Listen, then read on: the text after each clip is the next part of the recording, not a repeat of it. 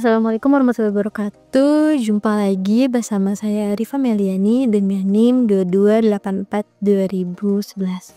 Nah, pada kesempatan kali ini saya akan mereview buku, salah satu buku. Tentunya ini buku baru yang saya baca, yang berjudul Harus Bisa.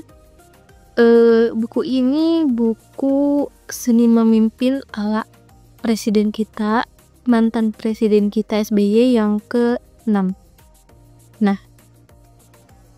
saya akan mereview buku di tema pertama, yaitu mengenai memimpin dalam krisis.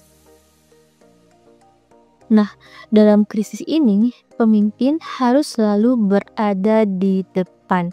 Di tema pertama ini, penulis menceritakan mengenai kepemimpinannya Pak Presiden SBY yang begitu tampak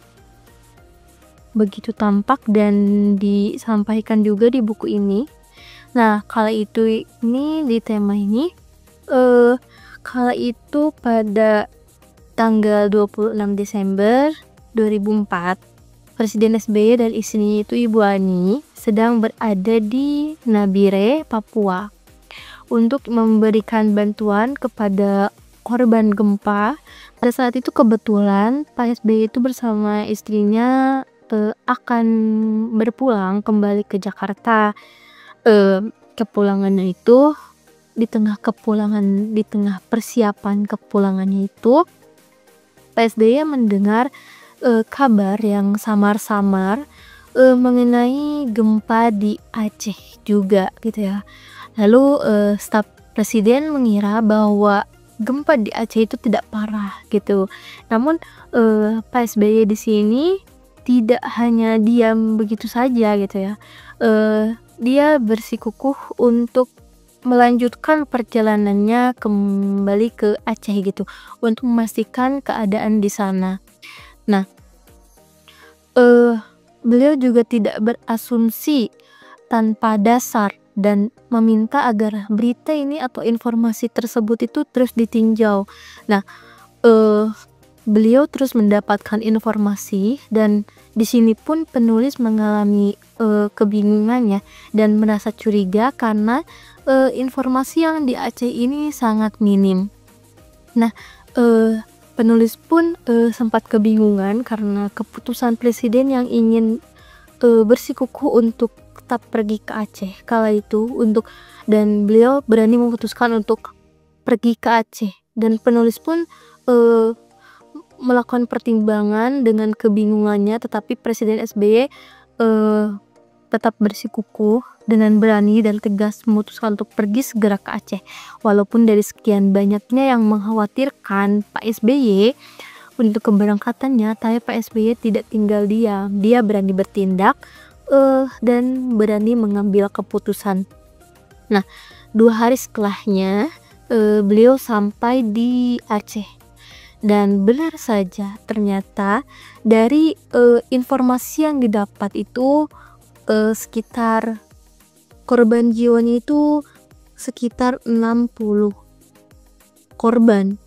Dan setelah sampai di sana, beliau cukup kaget karena ternyata benar saja di sana sudah dalam keadaan hancur akibat ternyata gelombang tsunami yang terjadi di sana, yang dari awalnya itu didapat 60 korban jiwa menjadi ribuan bahkan ratus ribuan korban jiwa akibat dari minimnya informasi yang didapat. Dan penulis pun menyadari ternyata bahwa keputusan yang diambil Pak SBY kala itu tepat dan sangat strategis, dan bagi proses kebijakan pemerintahan presiden ini bisa melihat sendiri kondisi sebenarnya di sana. Pak Presiden SBY pun bisa melihat ya kondisi penderitaan yang terjadi di sana, yang dirasakan di sana, dan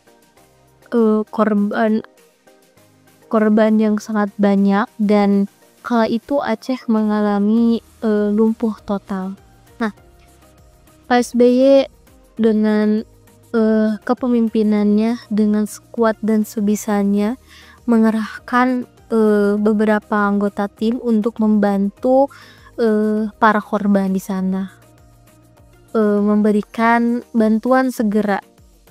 Nah, begitu beliau kembali ke Jakarta, beliau mengadakan rapat dadakan yang dimana beliau memberikan instruksi mengirimkan bantuan TNI dan Polri, mengerahkannya untuk proses penyelamatan tanggap darurat. Nah, penulis pun di sini teringat akan salah satu kata yang Pak SBY katakan kepadanya, bahwa pemimpin itu harus berani dalam mengambil keputusan yang jelas ya. Yang diambil keputusannya itu pasti yang sudah terfikirkan juga, tidak semena-mena, dan mengambil keputusan yang strategis dan dengan kata istilah quick to see, quick to decide, dan quick to take action, yang dimana artinya dari istilah tersebut yaitu cepat melihat, cepat menyadari, dan cepat bertindak. Nah, buku ini itu sangat bagus tentunya untuk dalam kepemimpinan. Contohnya kayak seperti kita yang memimpin atau apapun itu, dan buku ini sangat bagus untuk dibaca dan dapat memotivasi juga. Mungkin sekian dari tema satu ini. Mohon maaf apabila banyak kesalahan atau banyak salah kata. Wassalamualaikum warahmatullahi wabarakatuh.